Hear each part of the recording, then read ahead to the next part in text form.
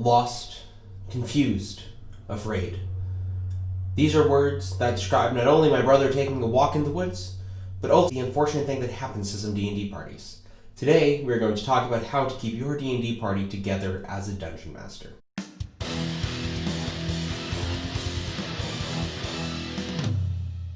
Hey everyone, Jake here from Monsters and Munchkins. Thank you for tuning back into the channel. Today we are going to be talking about how to keep your D&D party together when they might not want to stick together. Now, I don't necessarily believe the adage that you should never split the party. Personally, I think splitting the party can lead to a lot of very fun times, and sometimes is necessary for story development. The characters might not always want to do the same exact things, and in those circumstances, it is sometimes best for them to temporarily go their separate ways. Now, while those situations can be difficult, it can lead to some interesting things that happen. First of all, players will learn that just because they've split the party doesn't mean that combat suddenly gets easier. The enemies that were at point B are still at point B. They haven't said, well, only half of the party's showing up, so only half of us are going to show up, and that might make them think differently about their decisions in the future. In addition, it can let players get things done that other people don't want to get done. Some people are really into shopping, while some people are really not into shopping, and they might not want to go along for those trips or the cutesy little fun stuff that some people like to do, present company included. So in those situations, splitting the party is quite useful, and I think that if your party is split in that way,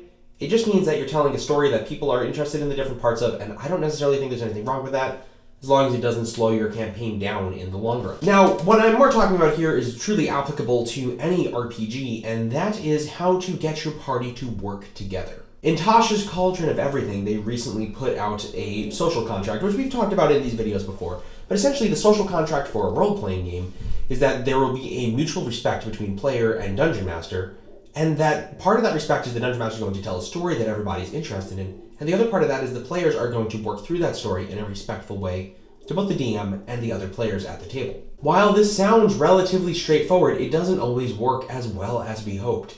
Sometimes we have players that just don't want to work together or feel like they can't work together with the other people at the table, and that leads to some very unfortunate situations where you have a party that is split, maybe not literally, but is just not clicking and working together. As some of you know, we have been playing Icewind Dale, The Rime of the Frost Maiden on YouTube and Twitch now for the past 2 months, and it has been a ton of fun, and I think we've been telling a story that I'm extraordinarily happy with. I think we have a very convincing, interesting narrative, and I think overall things have gone great.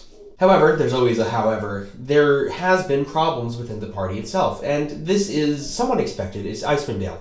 It's a sad place. It is a messed up place. It is a place where people don't get along with each other to begin with. To expect a group of random strangers to do so was maybe a bit ambitious for what I wanted to achieve with the group. The players were quite adamant that none of them knew each other before the campaign started, and in retrospect, I probably would have gone back and insisted that they did. Just because they all came from very different backgrounds, it made a very rough campaign start, even to the point where we are 8 sessions in. People aren't necessarily working together, and while most of the party has worked itself out, one player in particular feels particularly ostracized and on the outside of the group. Now, this hasn't really impacted play too much until recently in combat, where they just recently stopped working with the rest of the party. Now, as a dungeon master, of course, I jumped in to blame myself here. Now, overall, I think the group is pretty good. There are some situations where I think people are making things harder than necessary. I'm sure a vegan, no, I'm not vegan in real life, I love steak, but I'm sure a vegan in real life would understand that if there is an evil talking moose mauling you to death, and your friends want to kill it because it's mauling you to death, that is a reasonable thing to do. And a real person probably wouldn't be so upset by this happening, but this is where we're at in the campaign. Now, as a dungeon master, I felt like it was my job to step in and fix it, because, I had let this go on for long enough. So I gave the person some dreams, hoping that that might, even though say, yes, you were right to not trust these people, you should still work with them. That wasn't exactly the message I got across. Now, it's always difficult to convey things like that to PCs, and sometimes you need to just take them outside out to the game and be like, hey, this is what I meant by that. How do you feel about that as you, the person, not as you, the character? However, we did not have that opportunity, and the campaign kept going. So how do you keep everybody together when they don't want to be together and the things you've tried hasn't worked? Well, the easiest way to do this is to give them a reason to work together. Now, lots of D&D campaign books already have preset reasons for the party to be together, and it is understood that the party will follow those without too much questioning. But what if your party is like mine, and I guess this is a good thing, and they do question the fact, Why are we working together? Should we be working together? Are there better people for us to be working with? Now, the answer is no, because they have universally ticked everybody else off, but these are still questions that they've been asking themselves. Giving them a reason to work together might be simple, and it might be deeply complicated. Now, an easy solution would be to throw a united bad guy at them that they all hate. Here is where, as a dungeon master, you can do some manipulation of their characters, dig into their backstories, figure out what makes all of them tick. Is there somebody that has pissed all of them off? Could you make there be somebody that has pissed all of them off, even if it was subtly and they might not have realized it at the time? Could you make there be a common threat? If they're all from a similar location, or if they all care about the same thing, could you directly threaten that place? Currently in Icewind Dale, they all relatively care about the 10 towns, or at least aspects of the 10 towns, and the fact that the Zemetarian spies are now looking to take them over has gotten most of them to put aside their differences and work together. However, when all else fails, there's always the direct route. Usually PCs don't want to be left out. They don't want to be the person that doesn't work with the group. They want to be included because, right, this is a game that we play for fun. This is something we do. We get together with people that are our friends.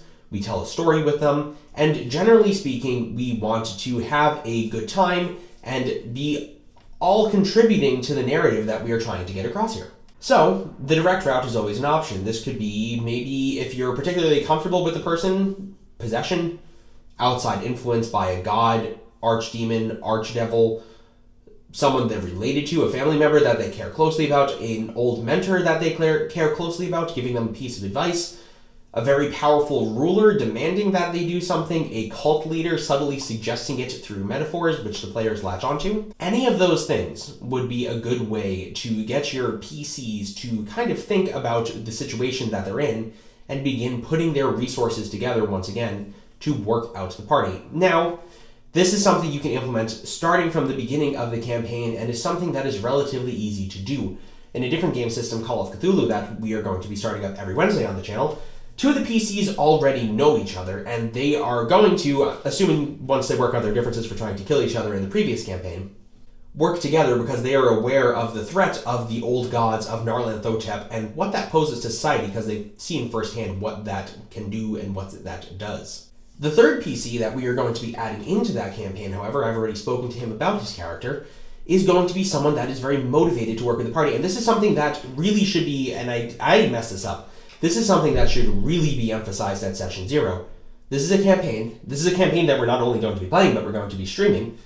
How do we keep everyone together? Why are you going to be together? And his answer was very simple for his character. It was very straightforward. And I have no doubt that the Call of Cthulhu campaign will go all smoother because really we're all learning from our mistakes as we go. So in Session 0, this is a good time to bring things up. Is there a common enemy? Do the PCs know each other? Are any of them related to each other? Or any of them old friends? Why are they all starting in the same place? Sure, it's fine to say everybody starts in a tavern. That is a perfectly acceptable campaign beginning and one that I quite enjoy using. But it's not always the most compelling for getting people to work together. I think especially if you have a new party, starting in a tavern could be a trap simply because they don't know each other and they might not have a reason to keep adventuring together after that initial meeting in the tavern.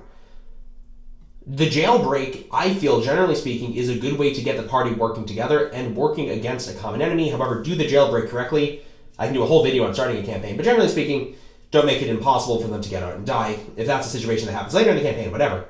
But in the opening, don't make it so it's impossible for them to get out. A sudden attack by goblins up against a place that they all care about is a great way to go. Kobolds, undead, any of those great low-level bad guys is a good way to get everybody working together off the bat, especially if you're going for a more action-based opening to a campaign. And most importantly, talk about that social contract with your players.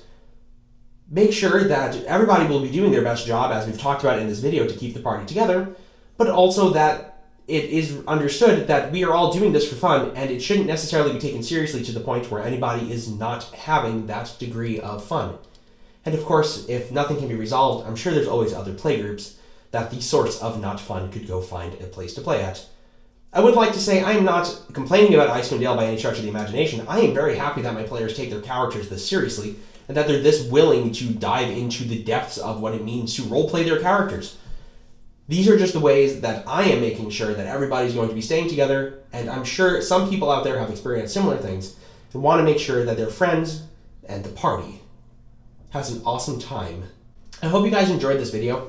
If you would like to come support the channel, you can watch our live streams now every Wednesday and Friday, 6-ish to 9-ish p.m. Eastern Standard Time. We've had a plague of technical difficulties recently, and I can't wait to get those things resolved and stop streaming off of a MacBook because it is terrible. You can follow the applicable links in the description down below. You can like, comment, and subscribe. You can tell me if you think I'm doing a great job or a terrible job. And the subscribe button lets you know, so you can come back and tell me that again. And if I'm doing something wrong, you can go ahead and give me your opinion down below. Thank you guys for watching. You've all been wonderful. I have been Jake from Monsters and Munchkins. Until I see you all again, don't forget to have fun and roll some dice.